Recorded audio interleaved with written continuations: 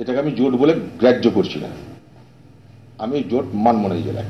আমার ব্যক্তিগত মতামত, আমি জেলা কংগ্রেসকে আলোচনা করব, মুর্শিদাবাদ জেলার কংগ্রেস কর্মীদের প্রতি এটা একটা অবমাননা, একটা অপমান। আমি তাই মানব না মুর্শিদাবাদ জেলায় জোট। প্রথম কথা, শেষ কথা। কেউ যদি মনে করে আমাদের পার্টিকে টুটি চিপে মেরে দিবে, আমরা দাঁড়িয়ে দাঁড়িয়ে শ্বাসরুদ্ধ হতে পারি না। এটা আমার ব্যক্তিগত মতামত। তার জন্য আমি মুর্শিদাবাদের কথাই বলেছি। তাতে আমার হাইকমান্ড আমাকে পার্টি থেকে তাড়িয়ে দিতে পারে, আমার কিছু যায় আসে না, আমার এমপি পদ কেড়ে নিতে পারে, কিছু যায় আসে না। কিন্তু মুর্শিদাবাদে যেটা করলো, আমি I am the last person, আমি এটা মানছি না। তৃণমূল নেতৃত্বের দুটো উদ্দেশ্য।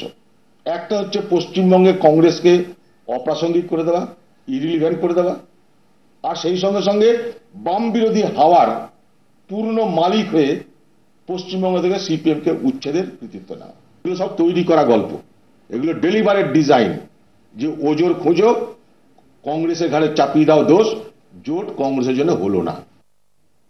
এ বিষয়ে